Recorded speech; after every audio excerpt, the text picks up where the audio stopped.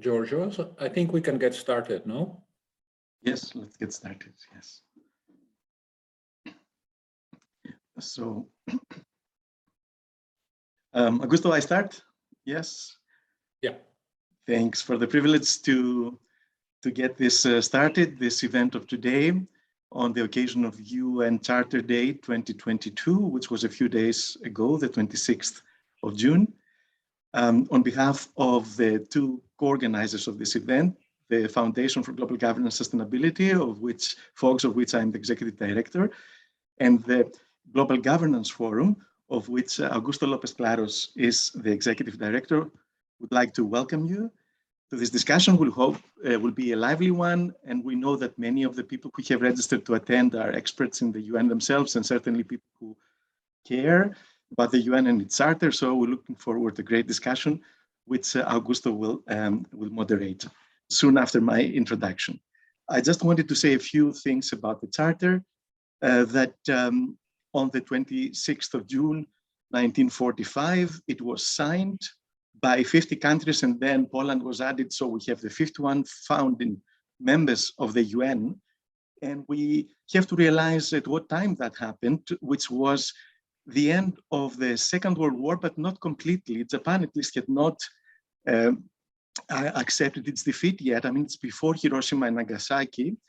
And it had started to be negotiated before. There was the UN Conference on International Organization in San Francisco that culminated in this charter and its signing. Who were there? They were the countries that worked together against the Axis powers, so they were the allied powers. And interesting things to remember is that there were only two countries from Africa, for example, Ethiopia and South Africa. So it was a different world at that time. Many of the countries of Africa and Asia were still under colonial rule, right? Of course, there were the powers the Axis powers that were being defeated, and they did not participate in this, and it took a while to incorporate them into the new organization.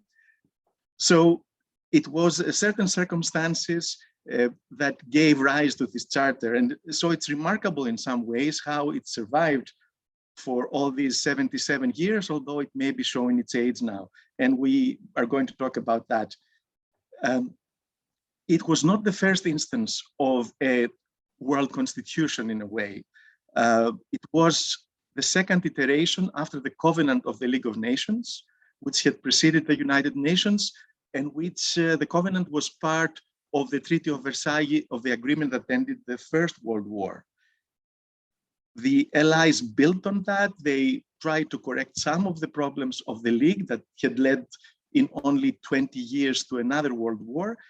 And indeed, they managed at least to avoid a major global confrontation for the next 77 years till our days. Now we feel that we may be witnessing a third world war starting sometimes, hopefully not. And hopefully it won't be the unraveling of the UN or whatever it is, it won't have the cost in human lives and destruction that the Second World War is, and we will go to better days soon. But anyway, a few more things about the charter. It gives the goals of the new global organization, universal organization, new at the time, and also the processes, the instruments that it could use to achieve its goals, which were primarily to avoid another major war, but also to have to contribute to joint prosperity and in freedom and equality for people. So we see the three pillars, of the UN already there, which are peace and security, development that now is more sustainable development, and human rights, humanitarian affairs. These were not, especially beyond peace and security, the other elements were not there in the Covenant of the League of Nations. So already we see a realization that peace and security cannot be achieved by itself, but needs the other two pillars to be more sustainable and to contribute really to human well-being. That is one of the improvements of the Charter.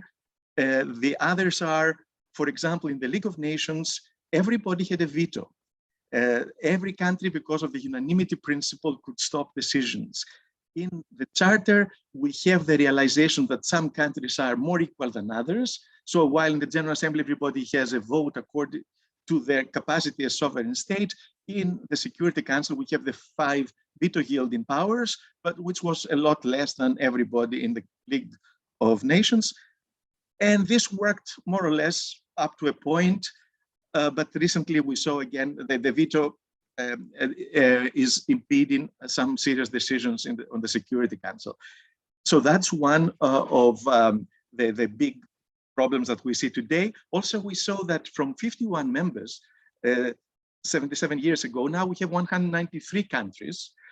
And this means that because of decolonization, as well as the dissolution of the Yugoslavia and the Soviet Union, we've reached this much bigger number of states.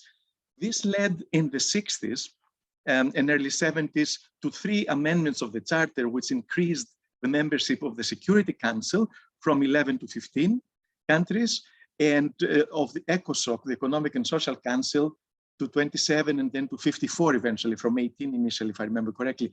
So there have been some amendments to the Charter, but they've been more about recognizing the need to make the organs more representative because of the increase in the membership.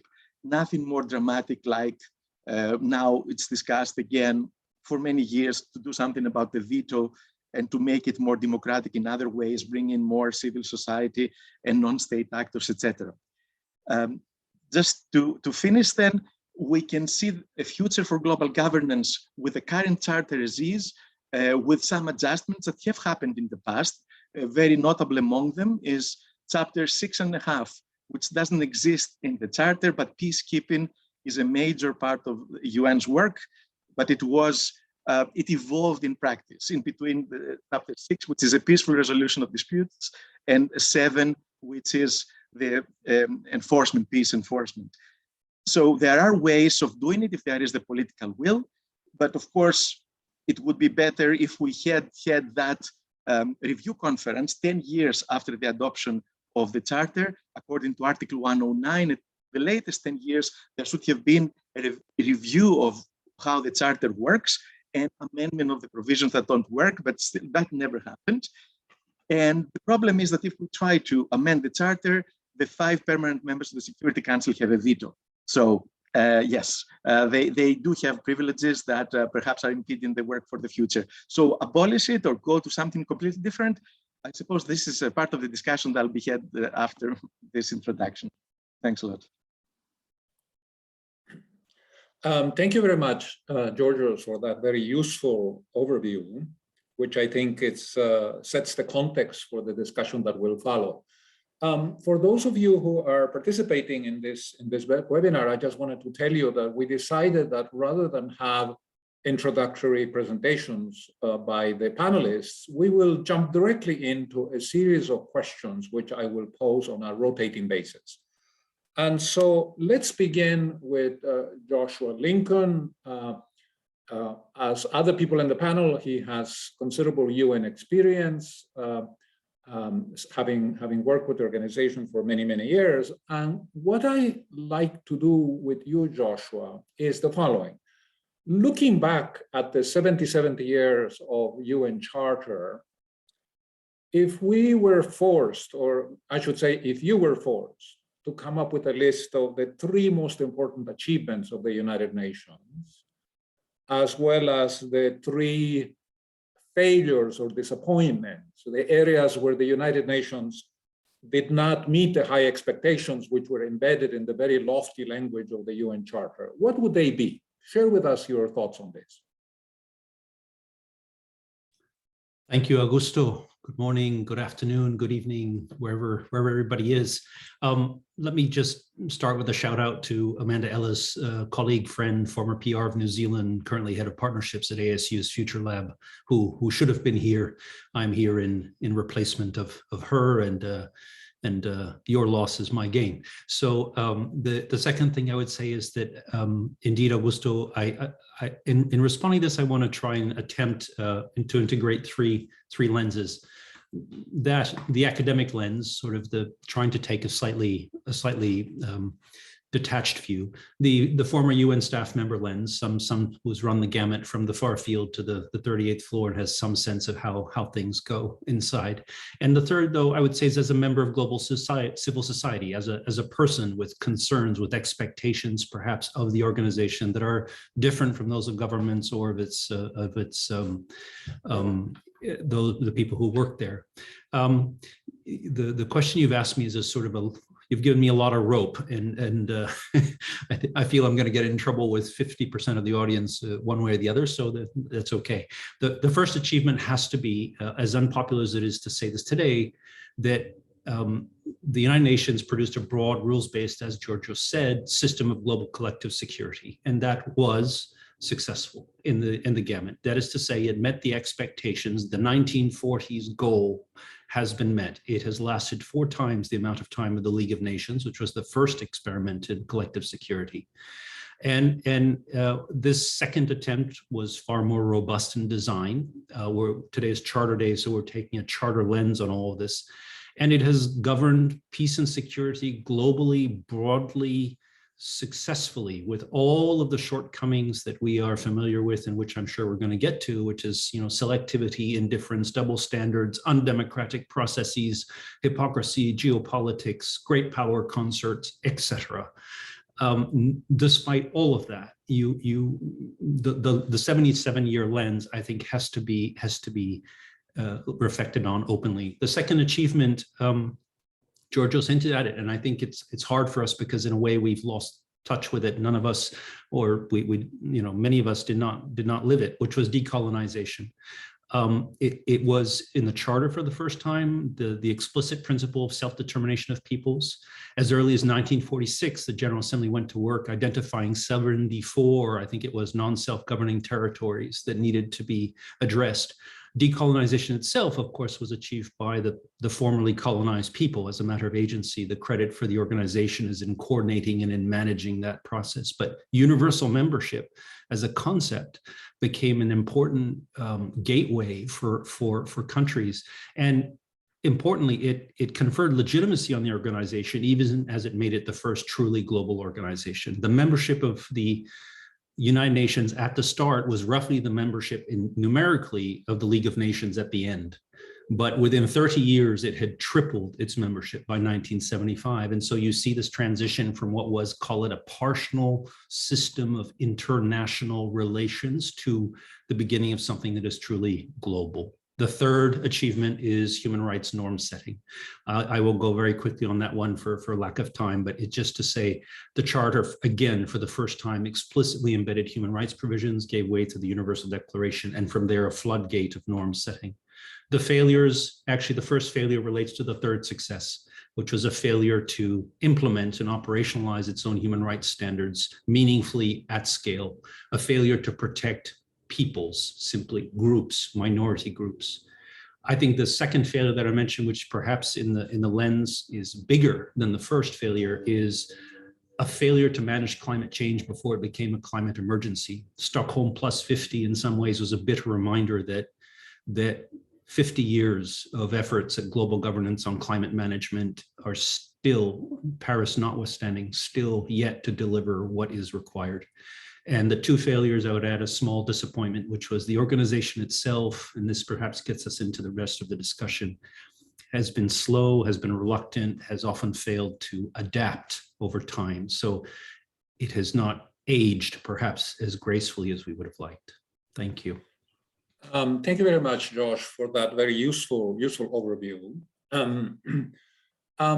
Larry, like Josh, you have also worked in the United Nations, and in the late 1950s, Grenville Clark and Louis Sohn, both public personalities and academics at Harvard University, they wrote this book, World Peace Through World Law, in which they put forward a whole range of proposals to reform the United Nations. Grenville Clark, in particular, in 1943 and 44, before the Charter was adopted, had written extensively, saying that the principles that were being incorporated in the Charter, were a weak foundation for peace and security for the future. And he was, rather depressed at the failure to use the opportunity created by World War II to create a truly effective system of global governance. His proposals fell on deaf ears because by the late 50s, we were in the middle of the Cold War. My question to you is, against the background of the calamities brought by COVID-19 in the last couple of years, and of course, more recently, the war in Ukraine, are we more ready today to consider the kinds of ambitious proposals put forth by Clark and Sohn in the 1950s? Well, thank you very much for inviting me on the panel. I'm very happy to be with such a distinguished group. To tackle your question, I'd just like to add a word to what Georgios said at the beginning about the Charter and the origin, and indeed where Louis Sohn and Clark came from, which was, it's a wartime alliance. When it was, the first General Assembly was opened by Clement Attlee in London, and he said he was happy to open a meeting of the largest and most successful military alliance in history. That was the United Nations. The United Nations meant allies all through World War II. So, and they envisaged a UN army, so on and so forth. So that's the background. And that's why you have 5 permanent members. Those that fought and won and suffered the most to achieve victory in World War II were the ones to keep the peace, to make sure there was another Hitler or Mussolini. There was no Swiss, no Swedes, no Irish at San Francisco. They were not invited, they were not welcome. So that's the origin for the text of the Charter. It's a wartime document. And there is a rumor that World War II is over. So now what do we do, as you suggest? The book that you mentioned, I had as a law student way back when Louis Sohn was a professor of mine, and I found I didn't find the book, but I found a pamphlet from 1970 called, "It's been 25 years from the founding of the organization. What should we do now?" So basically, Louis picked up some of the ideas that you mentioned from his 1950s book with Clark. And yes, I think those ideas should be looked at again, not only in the light of COVID and SDGs, but for me, at least, primarily because of the Ukraine situation, where you have a permanent member committing aggression. That really was not envisaged in 1945 and is not and is not covered in the charter because the veto was precisely envisaged to make sure the UN would not take military action or enforcement action against a permanent member. So what they thought in 1945, if a permanent member committed aggression, I don't know. But my guess is the other permanent members would have to deal with it more or less outside the scope of the charter. So I think all of these ideas, and there are 100 ideas in this little pamphlet, because as you know, he and Clark were incredibly inventive in all the proposals, including changing how the veto works, all these kinds of things that would involve charter amendment. Yes, let's go back and look at it. How would you organize, structure an organization de novo? If you had to start all over again, what would you do? Those kinds of ideas need to come up through academia and through commentators to sort of force governments to start thinking, maybe we have to go back and reformulate or rethink about how this organization is going to succeed. I think I've exhausted my time. Thank you, Larry. Thank you for respecting the time limit, which allows me to go to Catherine next. Catherine, in talking about global governance, I often find it very useful in dealing with skeptics, to mention the experience of the European Union. Here we have a group of, in 1957, 6 nations which began establishing the European and Steel Community. And several decades later, what we have is a group of 27 countries that have established a very strong institutional infrastructure to cooperate across borders. They have a European Parliament, which is passing legislation that is binding on its members. They have an executive, the Commission in Brussels. There is a European Court of Justice. There's a European Central Bank. I mean, it's huge progress. My question to you is the European Union a kind of a plausible template to strengthen international cooperation, but on a global scale? Is it suggestive of the kind of future that we might envisage for the UN Charter, either as an objective or something to be guided by? Well, that's an interesting and provocative question. If you look back at the histories of the people who founded the United Nations, but also, as you know, I'm much more familiar with the World Bank and the IMF that came out of the Bretton Woods conference that preceded the formal discussions of the United Nations and its creation. I think they thought they knew what was going to happen in the world, and they thought they had the answers. And yet, the world today is almost unimaginable if you look back in those terms. So somehow, either through muddling through or through brilliant, intelligent design, we might even call it, the institutions have evolved and have expanded. I know for the World Bank, one of the common comments is that the lawyers have been remarkably creative in adapting to changing circumstances. Now, clearly, given the fact that you started with some ideas and where we are today is so very different, you could look at that positively, as you are doing in the case of the European Union, or you could look at it less positively. To take the less positively, there are many questions raised, for example, in the ways in which power and changes in power relations have been handled over the years. There is the fact that has been alluded to already, that some very critical problems have not been recognized until it was very late. The current turmoil, the fact that we now have more refugees and displaced persons than we have ever known, the humanitarian system. People argue whether it's broken or broke. Is there a need for a massive rethinking, or is it simply putting more money into it?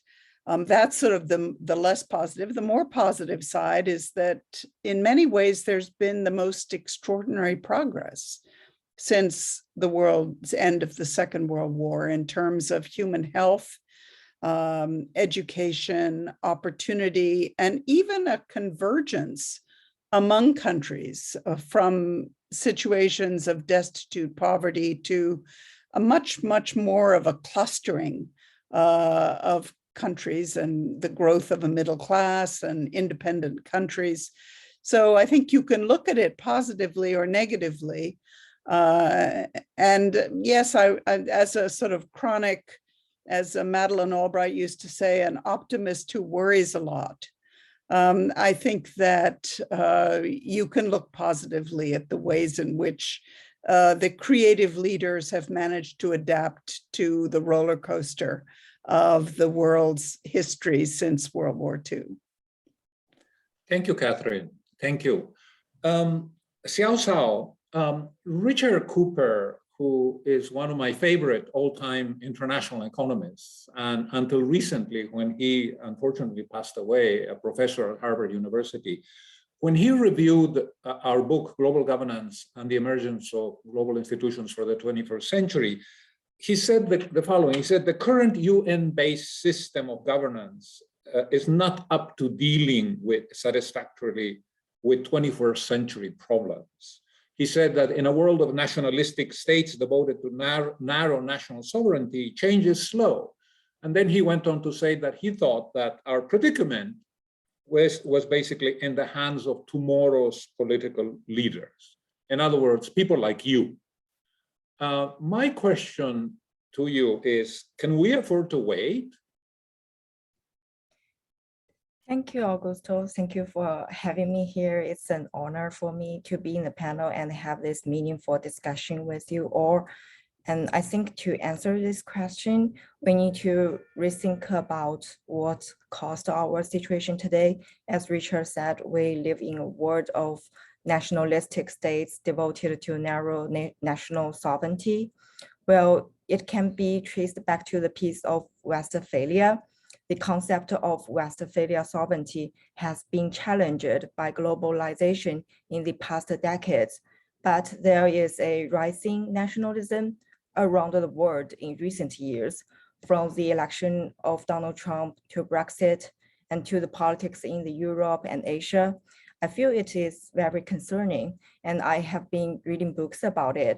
There are many explanations about it, from the rising economic inequality to the fear of immigrants, and also during the current pandemic and economic downturn, political leaders might find it easier to just search for solutions for their own citizens rather than combining efforts to find a global one.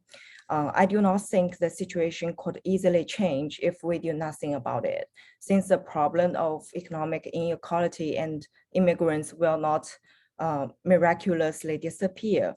We need to take action on reducing inequality and the inclusion of migrants. And apart from this, I do have faith in young people. One thing is that they grow up in a globalized world, and many of them see themselves as global citizens. And they're open to stronger international cooperation.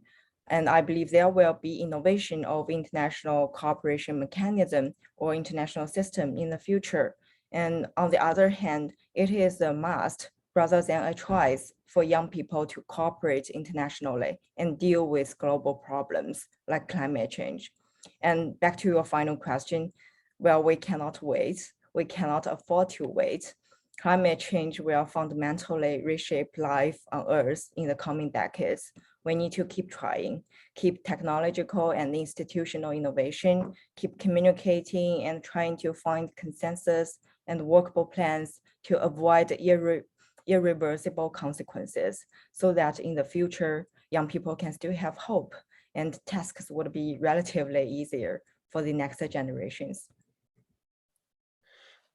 Thank you. Thank you very much for that very nice answer and for sharing your hopes for the future. We will come back to you later on with a follow-up question to what you have just said.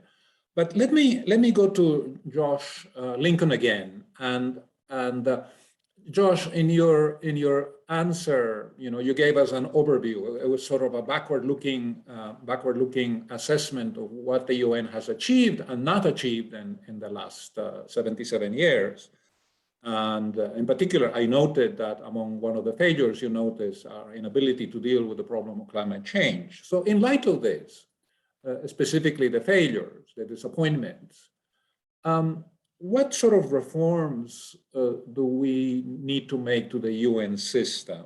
And in particular, I'm going to ask you to sort of divide your answer, and I know this is a tall order given the time constraint, into the kinds of things that are desirable and those things that you consider to be more feasible, more viable in a kind of a short-term perspective, let's say over the next 10 years. Thank you. Thank you, Augusto. So to be clear, maybe it's important to start with one point. It is an absolute certainty that we will one day speak about the UN Charter the way we speak about the Magna Carta today. There will be another San Francisco moment. The only question is when. The history of international organization is such that change is coming. It's a matter of timing, not of whether or not it comes. So in thinking about reforms, and maybe I can start with the blue sky, the head in the sky portion of this before, the second part, which is the feet on the ground part. There's an interesting scholarly argument out there that the UN system was designed for complicated problems with linear cause and effect relationships. That was the world of the 1940s. By contrast, today, we face complex problems. They're also complicated, but they're complex because causal relationships are multiple, they're interacting, they're non-linear, there are tipping points, there are exponential consequences. In that sense, we're really at the beginning of the beginning in terms of thinking about what our requirements are truthfully going forward. New modes of thinking, new modes of projecting and of building institutions, institutional design. I'm thinking about the planetary boundary models, for example, or donut economics, models in our minds that do away with Cartesian models and boxes. Think about the UN's original organigram in favor of human well-being floors and sustainability ceilings, and the need to design from there. So I think we have a long ways to go, but even the people who advocate that kind of transformational change recognize the need for transitional institutions. So the question is, how do we get from here today to there tomorrow? And the question of feasible reforms is one. There's a long list of where to go for that. There's a lot of good thinking. Our common agenda is the current package, the Secretary General set of proposals. It's a strong framework to begin with a range of things that can be done. In particular, I think two of them I find particularly have a lot of potential with respect to their bridging capacity. The proposal for an emergency platform to respond to global crises is an interesting, flexible, sort of next generation concept. It's not the final product, but we do need some way to get out of a stovepipe response, which is the way in which we tend to respond to crisis after crisis. We've had a front seat view on this for the last couple of years.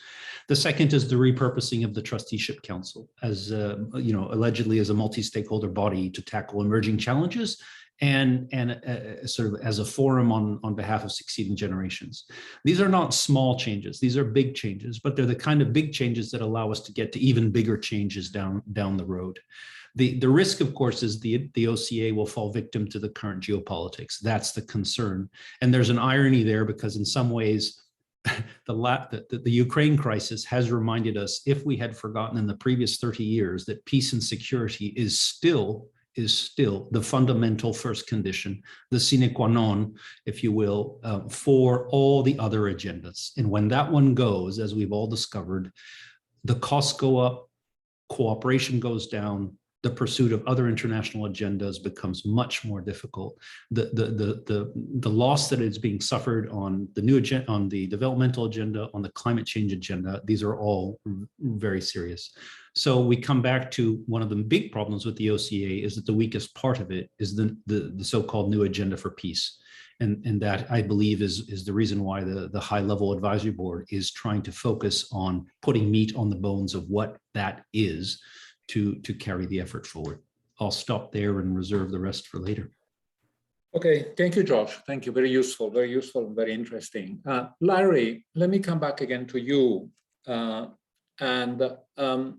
Richard Falk, with one of his colleagues, Professor Strauss, back 20 years ago in Foreign Affairs, he published an article with a very provocative title, toward a global parliament, in which essentially he laid out the case for the establishment of a world parliamentary assembly, something like a second chamber attached to the United Nations, maybe drawn from countries' legislators, national parliaments.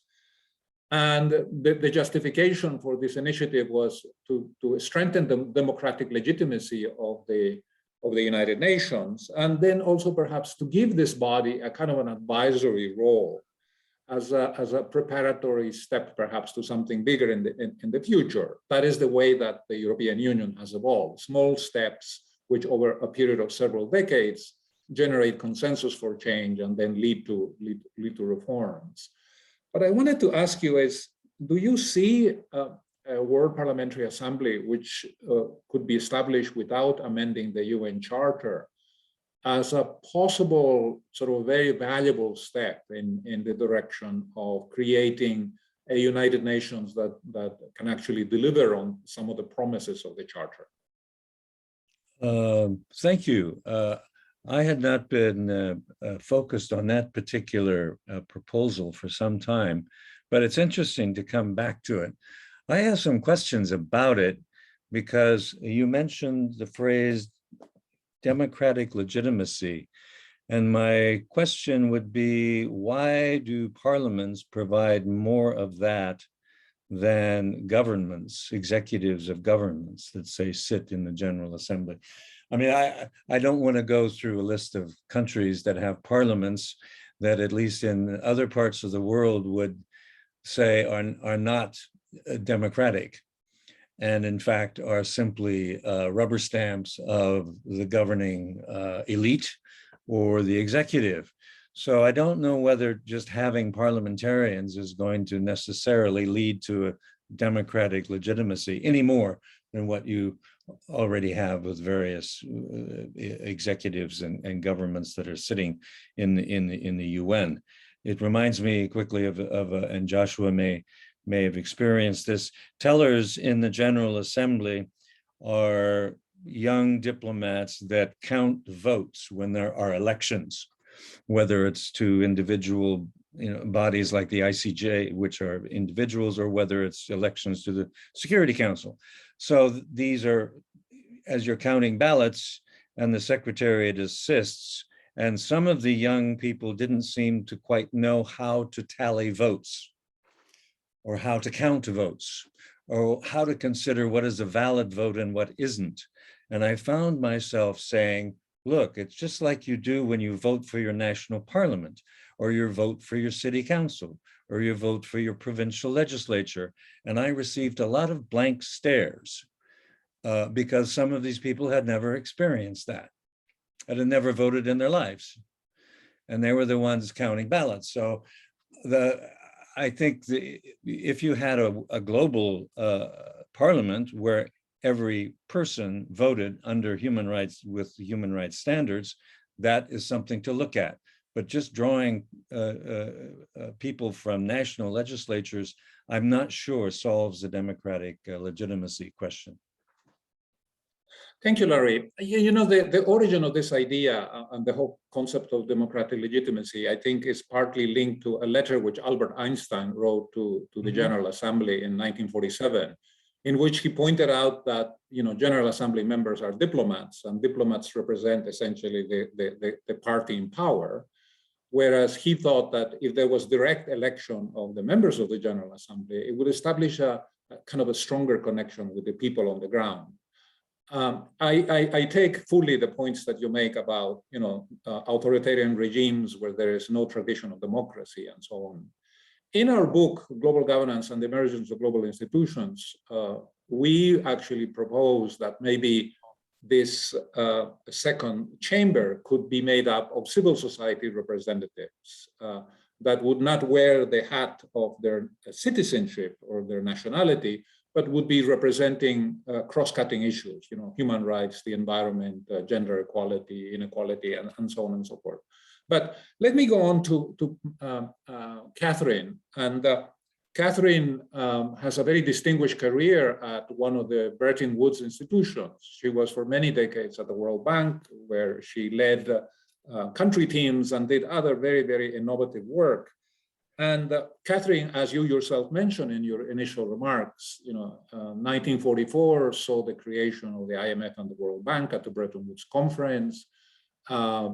Over a period of 3 weeks, there was some very serious level of consultation and cooperation, and out of that process emerged a new global financial system, which then led to 3 decades of sustained economic growth and stability.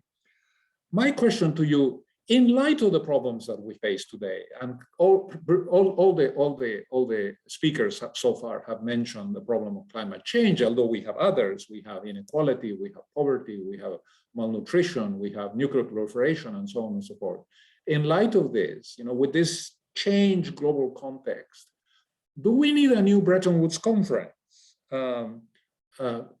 Should this new Bretton Woods conference, for instance, bring into being a new system to deal with the problem of climate change? Because the Paris Agreement obviously is not working. Maybe what we need is a new organization that is going to impose binding commitments on emissions on its member countries. I have myself been very captivated by this idea of a new Bretton Woods conference. What do you think? Many people are talking about the idea of a need for a new, bold coming together, a new redesign of international multilateral institutions of many kinds. And it's a very attractive idea. The sort of counter argument is something that people are afraid of opening the can of worms in today's polarized world. I think it's a tragic comment on today's world and thinking that so many people say that if the Universal Declaration of Human Rights were to come up, you would not find a consensus in the global community on what many of us view as the most basic principles on which the international institutions were founded. So you are faced with the sort of general choice, which we were talking about in the beginning, in the first round of discussions, of a sort of muddle through incremental set of approaches that look to progressive improvements versus the tabula rasa let's start over and redesign the system that we need today. So first of all, I don't think it's going to happen. There doesn't seem to be that appetite. In fact, I find it quite disheartening that after the crisis of the COVID emergencies, when people do talk about a Kairos moment of an opportunity to rethink sustainable development goals, to rethink, of course, emergency responses, humanitarian aid, social protection, that we seem to be muddling back to business as usual. In other words, the appetite for that kind of courageous, prophetic type of thinking doesn't seem to be there. So if that is true, if we are in a situation where we are by the necessity of being realists, faced with incremental change, I think that there is a huge responsibility to use the momentum that we do have to bring together the different sectors and threads to deal with not necessarily the entire world system, but at least problem by problem, the humanitarian, the climate change, the social protection, the dealing with the most vulnerable people, so that we do look to a steady pace of improvement, as opposed to status quo and a failure to deal even with the most critical issues, which is the sort of negative, the pessimistic view on where we are. Thank you, Catherine. Thank you for that very balanced response. I find myself in agreement with you and perhaps sharing a little bit your pessimism about the lack of action.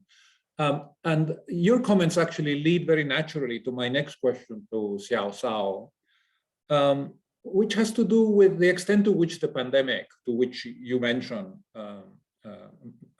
Catherine, has changed our perceptions of policy priorities and the challenges ahead.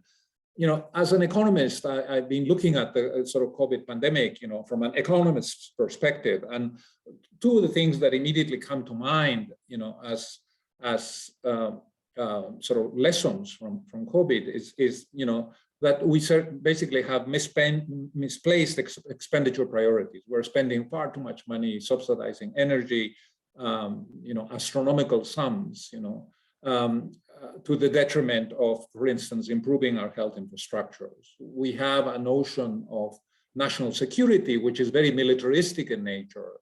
And perhaps we should be talking more and more about human welfare, which I'm sure Catherine would agree with.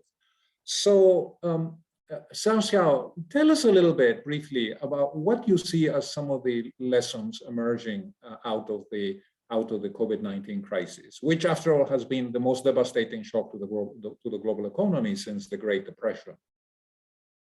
Thank you for the question. I totally agree with you too. National security are unduly focused on the military and the weapons rather than human welfare and well-being. Especially now we are facing a lot of non-traditional security problems like pandemic and climate change. I feel sad when I see so many countries increase their military expenditure, while so many places are underdeveloped and so many people are still in poverty and hunger. But for policy priorities, I do feel like each country is different. Like some of them do need to prioritize public health infrastructure in the face of pandemic and the incoming events, disasters like that. But some of them need to prioritize climate change if they are, to say, like island countries. And it depends on what affects their security most or what they assume will affect their security most. The recent Ukraine war has forced a rapid rethink in many countries, especially Europe, about their defense strategies, and it led some countries to promise large increase in military budgets, which is sad. We must prevent wars like that from happening again. Otherwise, we will not have enough resources to deal with other problems. And for policy priority, I always believe human lives should come first. But for low-income countries, the challenges are a lot. They need to reduce poverty, improve healthcare and nutrition, access clean energy and water, build transportation infrastructure, and create jobs. For them, I think it is hard to say one is more important than another one. All of these can decide whether basic human needs can be met. And with limited resources, the policymakers need to take a balanced approach. And the lesson from the pandemic, I think countries need to help each other. It's a simple one, but I think it's important. Developed countries should help developing countries in terms of financial support, technological support, material support, etc., to solve those global problems like pandemic and climate change, since no one will be better off if others are suffering. Viruses and climate change, they don't care about national boundaries. I think that's the thing that people need to realize after pandemic. And we need better international cooperation mechanism to make countries resilient when facing disasters. And I think that is what Fox is trying to do, like to establish a global resilience council, things like that.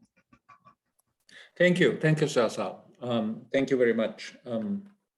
I very much like your comments about the need for much stronger international cooperation, specifically focused on what the rich and high-income countries can do for the developing world.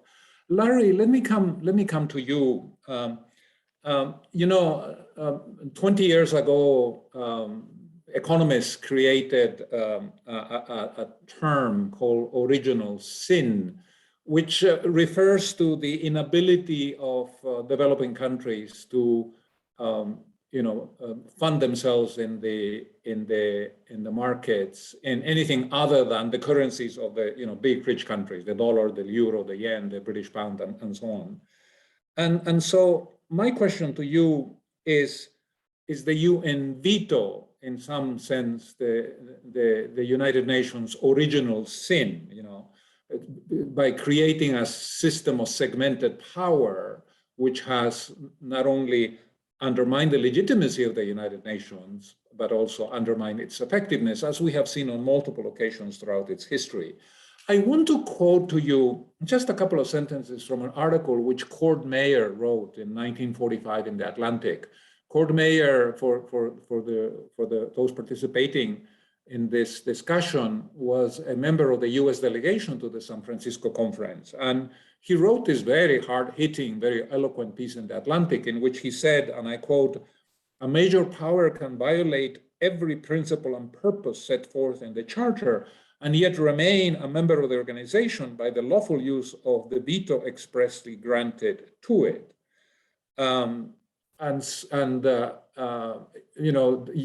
The relevance of this statement, of course, has been made dramatically clear in the last few months with the Russian invasion of the Ukraine.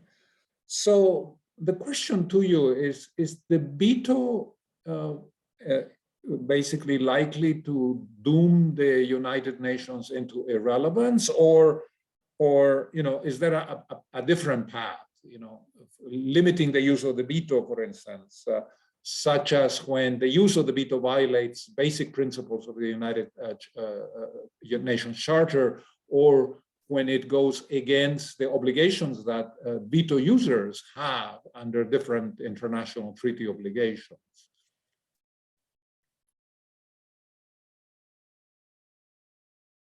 That's a small little topic that you've just thrown me. And I'm also wondering about the quote that you mentioned from Cord Meyer. I'm wondering in 1945 if when he said that he thought that was a negative, or whether he thought this would attract isolationist support in the Congress so that they would support the US joining the UN. I wouldn't call it an original sin. It's part and parcel of the deal. That's part and parcel of the package. If you don't like that original sin, or you don't like the veto, you don't join. Nobody forced anybody to join the UN. I'm sure the founders would have said, if you don't like the fact that some are given more power than others, some are more equal than others, fine, you go out and form your own organization. Good luck to you. But that was in 1945, as I said. So the problem now is, how do you adjust this organization, 77 years old, to current situations where you have the kind of humanitarian development, human condition interlinkages? But I still come back to what Joshua said at the beginning. Maintenance of peace and security is the core function of the organization. And if that falls away, the rest is going to fall away too. So that somehow needs to be addressed, not necessarily fixed. And the veto, what I would like to ask, people that say, well, the veto is the source of all evil. What if you didn't have the veto? And what if you had that resolution that the Americans tabled, which condemned the Soviets or the Russians? Sorry, I'm old school. And condemn the Russians, insist that the Russians withdraw, demand. What would happen if that was adopted? Big deal. You think Mr. Putin would have agreed to that? No. It was exactly what Roosevelt thought in the 1930s, which is the League was completely hopeless, because if they were adopting resolutions against the major powers and the major powers said, no, go away, we're going to ignore you, then the organization collapsed. So, you have all kinds of ideas for reform where you need a couple of permanent members in order to have a veto be effective. Or as you suggest, you need to try to get a restriction on the use of the veto, maybe only. Hans Corell, I think it was mentioned in some of the papers, said only if the national security of the country was concerned. I think the idea in 45 is use the veto in case the UN was going to act against you, the permanent member. I'm not sure they saw the veto being used for client states, as we have today for most of the times. So the veto may well be part of is clearly a problem for the current organization, but I'm not sure it was an original sin. I think you need to deal with power politics and how you're going to have an organization work dealing with major powers who violate major norms of international behavior. Thank you, Larry. Thank you for that thoughtful reply. It's nice the way that one question is leading to the next, and so I will come now to Josh. And there's this term that is being used increasingly in the literature on international cooperation, threat multipliers, in reference to climate change, nuclear proliferation, misuses of technology, and many other problems of a global nature. And so, since you, in your previous question and reply, already alluded in some sense, to some of the things that we could do going forward, to make the system more agile, to turn the United Nations into a problem-solving organization, which at the moment it isn't. I just wanted to ask you whether you could just share with us some thoughts on a possible way forward. More power to the General Assembly and or the Security Council, reforming the Charter. What about Article 109, which calls for a review conference, and which, by the way, does not require, at least for the holding of the conference, to review the Charter, does not require the authorization of the permanent members. It only requires a certain number, 9 members of the Security Council. All these things, sort of explore with us in a few minutes, some of these issues. Do I get more than my 3 minutes? No, I'm kidding. I was reflecting on, in particular, Xiao Zhao's remarks in the last round and Catherine's, and I was reminded that, fundamental change is achieved usually either through sort of will or necessity, and will often manifests 5 minutes to midnight before necessity, and we are constantly in that zone between will and necessity. I'm going to focus on, I guess, on the first part of your question, if I may. Maybe we can take up some of the rest of it afterwards. The one about the expansion of the Security Council's remit and mandate. But more generally, I want to say that the entire category of what are called now global catastrophic risks, which is an interesting category itself conceptually, and the complexity patterns involved. I'm thinking about a recent report from CIPRI on the environment and security that just came out. It becomes increasingly difficult to accept that sort of strengthening the UN will do the trick in the long run. I think I've observed the last 10 years, the last 2 years, there is a growing conversation. It's a challenging conversation about this, rather strengthening approaches versus inventing approaches. And even the notion that strengthening a strengthening approach alone could be ill-conceived or dangerous in the medium term. The counter is, of course, attention comes and goes. People were very worried at the turn of the century, very preoccupied about these issues. It will change again. But I think that just returns us to this idea we are operating between will and necessity almost all the time. To your question specifically, I personally am not in favor of granting the Security Council greater future purview, even if it were on the cards. I think quite firmly it should remain an institution that is narrowly focused on the specific management of the most difficult cases of peace and security. If I can use an analogy, the Security Council is the operating room of your local hospital emergency wing. You get wheeled in there when you are bleeding heavily and you're in need of immediate surgical care. I don't think that the solution is to take the surgeon out of the OR and put him in charge of put her in charge of public health more generally. The Security Council's mandate, its remit, should remain tightly defined, largely because I don't think, even if you were to expand today, the membership of the Security Council, I do not think you can overcome its legitimacy deficit in the long run. You will always have problems with this. And I think we have to, in a way, reconcile ourselves to the need for its function in a narrow sense, but then to take other issues that are with a greater share of the overall sort of global governance pie outside to look for solutions there. So if you don't, my answer is, if you don't like P5 behavior, look to the G188. Spatially speaking, one has to understand the difference between these different spheres, these different spaces. Other institutional arrangements, my guess, far more diffuse, higher measure of institutional agility, covering a much broader range of these global catastrophic risks seems more promising. There's been reference in the chat to the actually FOG's proposal. I'm hoping Georgios will take up the call in a minute here for a Global Resilience Council, which is kind of a more institutionalized version of the emergency platform that I referred to earlier. I think it's a great idea. The question to that one goes to how feasible it is at this stage, and it's easily matched up with another interesting idea that some of our colleagues have talked about, which is the idea of an IPCC for the planet, the notion of bringing science and data and a global consensus, a database consensus to this next round of iteration. I'll stop there. And thank you, Josh. Thank you. Admirable attempt to say things of substance in a relatively short period of time.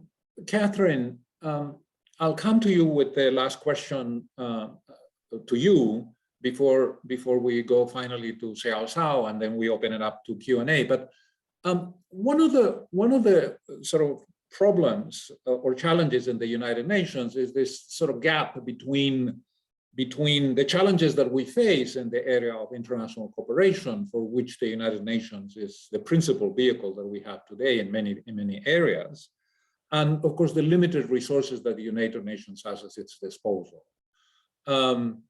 Remember how in the 1990s and in the early part of the century, there was this commitment on the part of the donor community, to spend 0.7% of GNP on development assistance, right?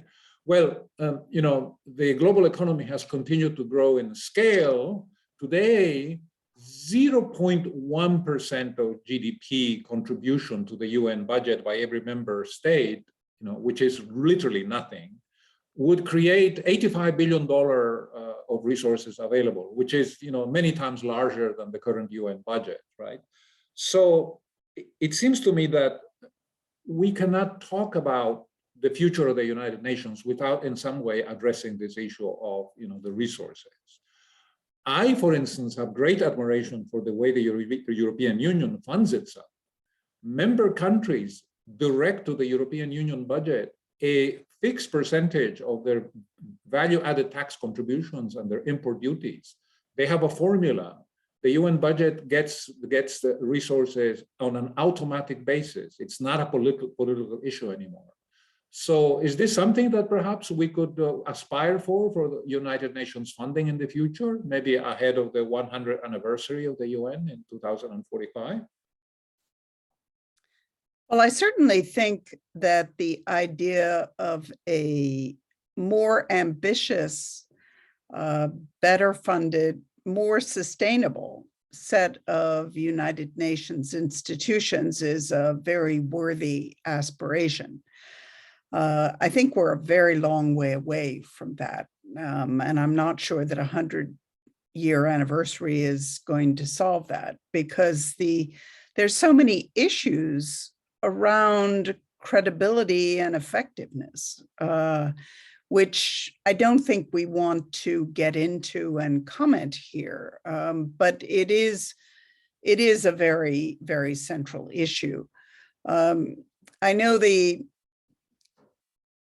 Bretton Woods institutions clearly have been able to mobilize substantial funds, even in an environment where development assistance plays a much lesser role than it did even 20 years ago. You have a major shift in the ways in which financial mobilization is moving, and it is a much smaller part. So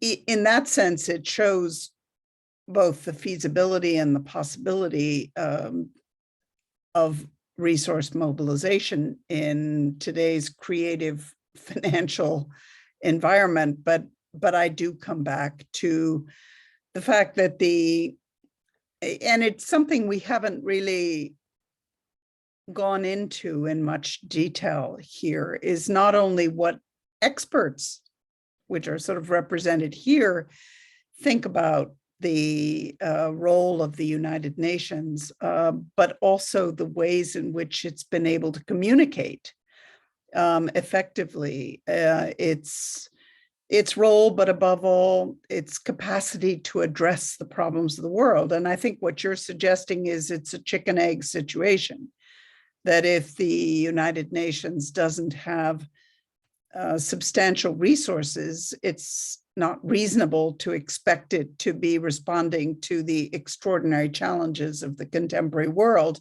On the other hand, without being able to demonstrate that real vision and capacity, it's hard to imagine the member states being willing to provide substantially greater funding. Thank you, Catherine. We're coming to the end of our presentations and questions. I will pose the last question of this round to Xiao Zhao before we open up to questions and comments from the audience. And I already see that there are a number of questions in the chat, which we will come to in a couple of minutes. I think that it was evident from your earlier remarks that young people are alarmed at the lack of effective action to deal with the challenges that we face. And so my question to you is, what role do you see for young people in this current crisis, global crisis? They will bear the brunt of our inertia. By our, I mean this generation's inertia, our current political leaders, business leaders, and other people who are in the decision-making roles.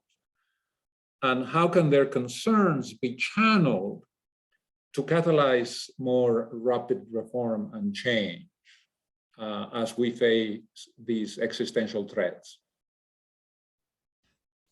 Thank you for your question. Well, young people are definitely important in the debate or in the crisis. As you said, they are the generations facing the results of climate change and other global problems. They should have more voice and be heard. I think to make their concerns to be channeled to catalyze more rapid reform and change, it is important to provide platforms and make their voices heard. Well, activities like protests and strikes are already happening. Young people are also like trying to use their vote or directly running for office themselves to affect politics. I believe those activities would be more powerful in the next decades when they accumulate more experience. And I know there are a lot of youth forums happening around the world, providing the opportunities for young people to share their thoughts. Those are all great. And I think it would be great or nice if there will be more communications about climate change between different generations. I think young people can influence the older generations if they have the right tool. It would be interesting for schools to launch activities that let young people educate their parents or grandparents about climate change and other global problems, how these things will change our lives. Maybe they can make a PowerPoint, and the current extreme weather is a perfect convincing example. And well, suppose policymakers have children, they may also want to hear their children's ideas. Also, social media would be a great platform. People can share their own stories about how climate change is influencing their lives on TikToks, Instagram, or Twitter. Stories and personal experience have the power to make people from different backgrounds relate, and it can unite people. And if there are enough people talking about it, I believe it will be enough influence to facilitate change. Last but not least, I know many young people are now studying or working in different industries, and they are trying to bring sustainable solutions to those industries, bring innovations. Those, I believe, are also very important since decarbonization needs efforts from all industries. Sorry, I think you are. Thank you very much. I will look. I have been looking at some of the answers, questions, and comments raised in the chat, and I will pick up some of them and direct them to those persons in the panel whom I think could best deal with them. I also want to give a little bit of time to Georgios during the next 20 minutes to say something about the Global Resilience Council. But Catherine, let me point this question to you. Manuela Tortora, whom I had the pleasure of meeting in Geneva this past weekend, she is the vice president of some association of former UN staff. She says that two important issues are that peace and security is closely linked to inequalities. She's referring to income inequality, both between countries and within states, right? And she says that any Western view of democracy has weak and limited legitimacy in the global South. Can you briefly comment on this? We have a number of questions, so I will ask you to be brief in your remarks. Thank you. Well, first, I am personally deeply convinced that we need to think more and do much more about the issues of inequality. And that is not only the leave no one behind, in other words, looking at the basic floor of poverty.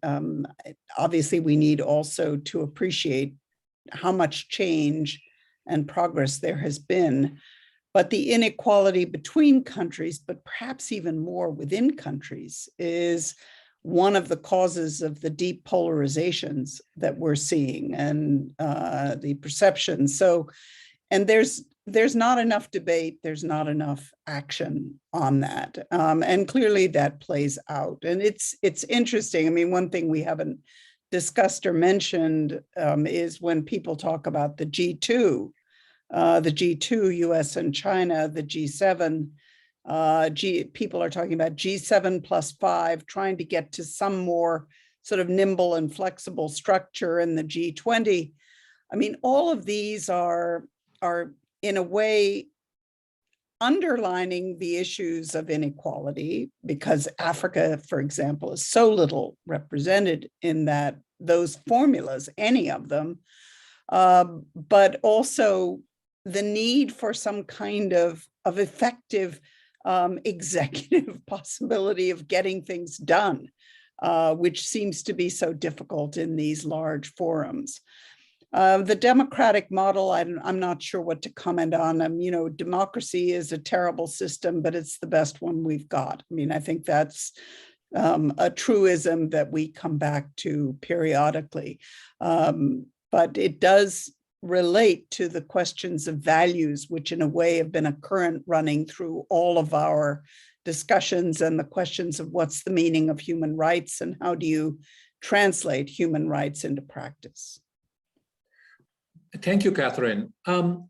Josh and Larry, could I ask you to briefly comment on a comment made by Charles Lurch, who is an academic, and I know he has spent a great deal of time thinking about these issues of international cooperation and multilateralism. And it is the connection between the veto and disarmament. He says that it's difficult or impossible to get rid of the veto without at the same time coming to some kind of understanding about disarmament. And we haven't talked about disarmament in this panel because we had limited time, but it is a fact that over the last several decades, we have gradually seen an unraveling of the nuclear order as embedded in many treaties that were negotiated over the last several decades. If you could each, perhaps beginning with Larry and then on to Josh, very briefly talk a little bit about this. Thank you.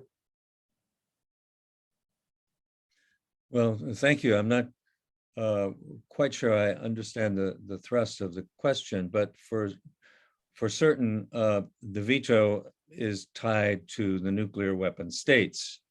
The official ones are the P5, and then the unofficial ones outside the NPT system, India, Pakistan, and those that everyone knows or suspects has them, Israel. Anyway, yeah, I mean, and you saw it in Ukraine. One of the issues why one permanent member did not want to provide particular collective self-defense to Ukraine was because there was a nuclear weapon threat. There continues to be in Ukraine, because the aggressor has nuclear weapons. And so there is a problem there, and it has been tried to be addressed, and so far no particular answers. So far the nuclear weapon states have not taken effective measures to reduce their stockpiles, even though under the NPT they are obligated to do so. I just wanted to add one thing before I pass the buck. The reason I was stressing at the beginning broad issues, and particularly, for example, African states should look at the charter and say, what would they want had they been there in 1945? What would they want today? Is to try to get civil society like FOGS come up with innovative, creative, even revolutionary ideas, not because they're feasible, but because they're desirable. Then you have to look at what's feasible, because you're not going to get these great new ideas and a lot of bubbling and ferment from governments. They're the last ones. So you need civil society to do it. So that's that. I'm not doing pie in the sky that these revolutionary ideas or the Clarkson ideas from the 50s are going to be adopted tomorrow. But we need ideas. We need ideas. And then civil society can press governments. Look, landmines was a success. Climate change has been a partial success. But anyway, I'll stop there. Joshua, sorry. No, thank you. That's a good handoff. I go back to the idea that if you think about 1945 to the present, one of the big changes in frameworks is we've gone from a reality of what I would call international relations that involved some states some of the time on some of the issues.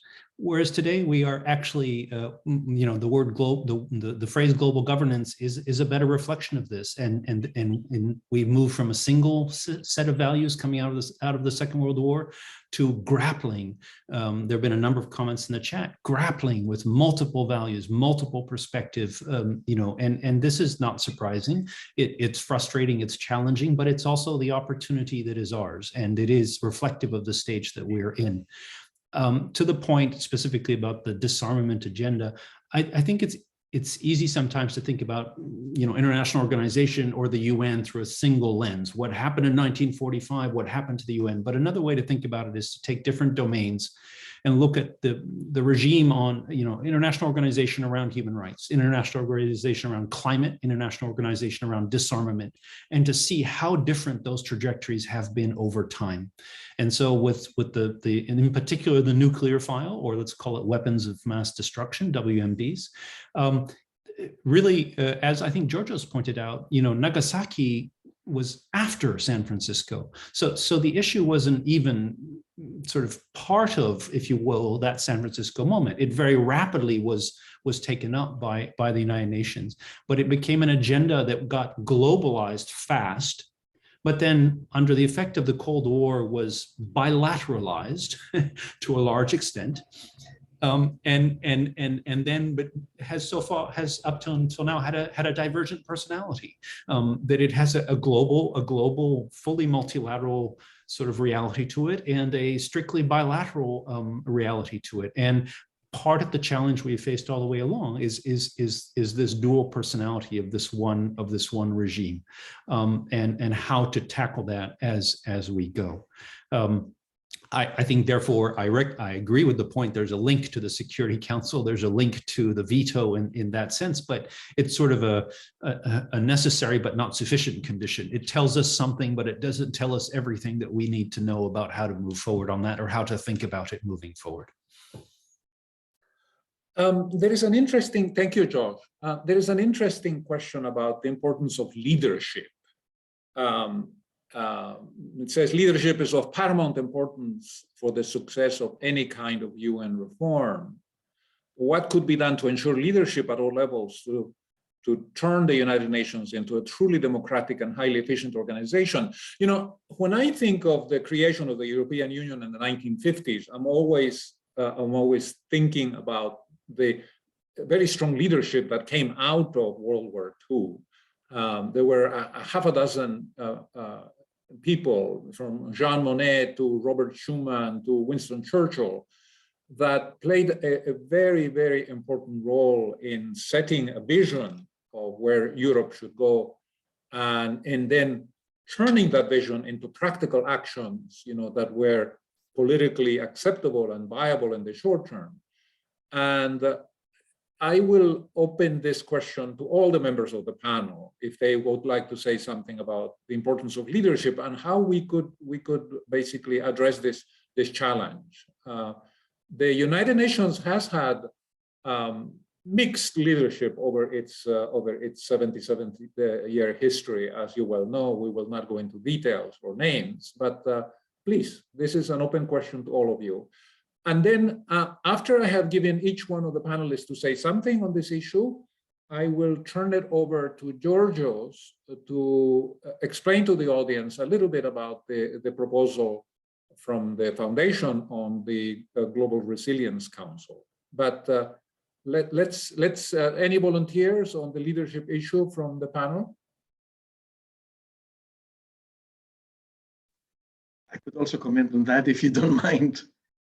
Yes, yeah? do that, Georgios, while the panelists think whether they want to say something. You're under no obligation. Provocative. Thank you, Augusto. So we have the 3 UNs. I don't know, you've heard about them, right? Tom Vees, etc. We have the member states, we have the secretariat, we have the non-state actors. And I think we need leadership on all those three levels, and we lack it, it seems, on all those three levels. And it's not the same kind of leadership. You don't expect the Secretary General to say the same thing about Ukraine, because if you have the charter as your starting point, you have to say peaceful resolution of disputes. If you are a leader, you can say we have to constrain the veto or whatever, we have to find new security arrangements. And if you are a non-state actor, you can talk more about humanitarian issues, the lives lost and the refugees created. They can be converging leaderships. But at the moment, we don't see that going beyond the narrow confines of a political gain for leaders at the national state, at the state level, or let's say survival for the leaders at the governmental level, or for perhaps the civil society may be more open, but may miss the bigger picture of the day after, may be too focused on perhaps the human rights for today and not thinking of stability, broader issues. So I think there is a problem there, but I wanted to start the discussion on this. Thank you. Josh, please. Yeah, you know, again, a troublesome issue. Thank you, Augusto. You know, the question of leadership, I think can be too narrowly cast in the sense of, you know, the current, former, past, whatever it is, leadership is inadequate and insufficiently dynamic or charismatic or whatever it is. I think we have to.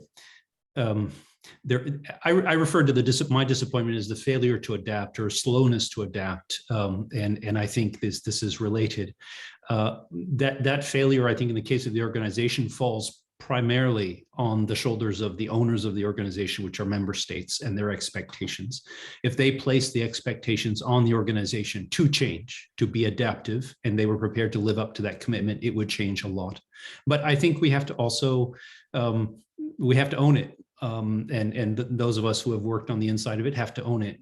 Every, you know, if you're a P2 in the system, you have to own that piece of the real estate that is the proportional, you know, junior officer P2 space. It's too easy to point up all the time and to sort of abstract yourself out of it. I think more generally, there's a culture, therefore, about what is leadership, or what, you know, if we had values-based leadership, not the values that go into your evaluation, I'm talking the values of Dag Hammarskjöld, of Ralph Bunche, of some of those examples. I mean, I'm amazed how little discussion there is today, awareness even of the 1961 lecture of Dag Hammarskjöld at Oxford University on the nature of the international civil service.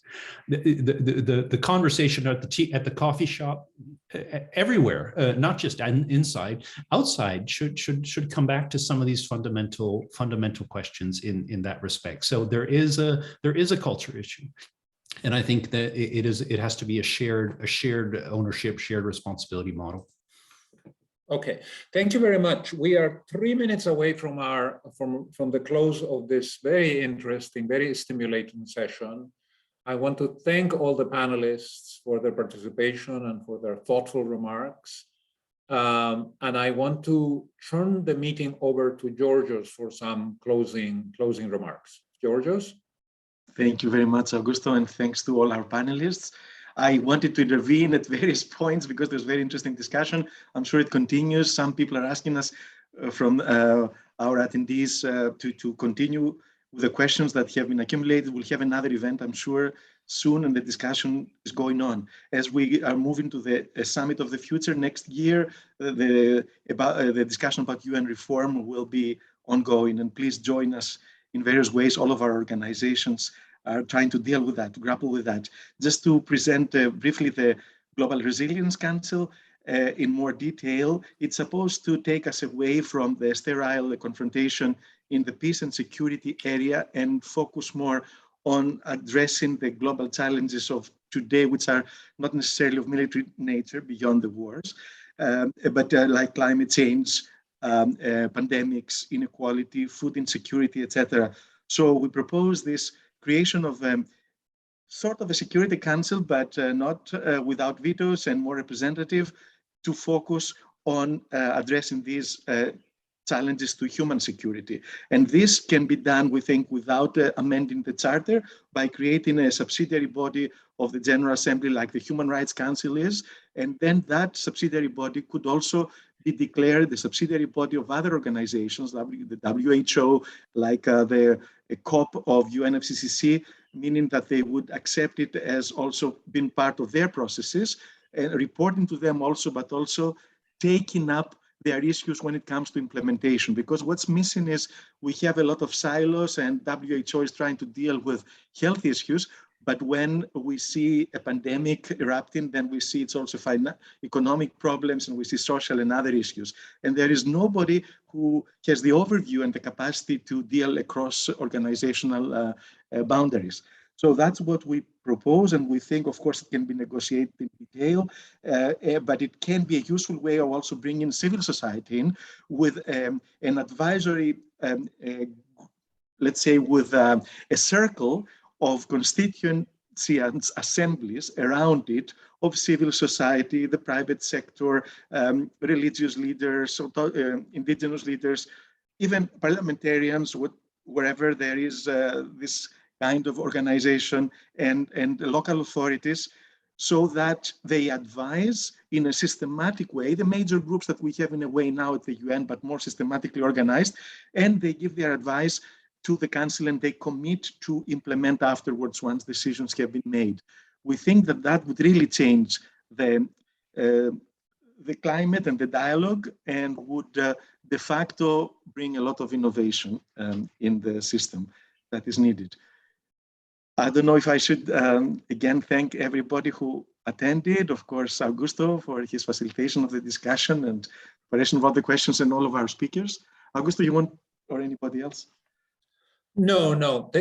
Thank you all, and especially the panelists for making the time to share their thoughts and generously from their experience. And thank you, Georgios, for your introductory remarks and your concluding comments. And we hope to see you in the future at some events.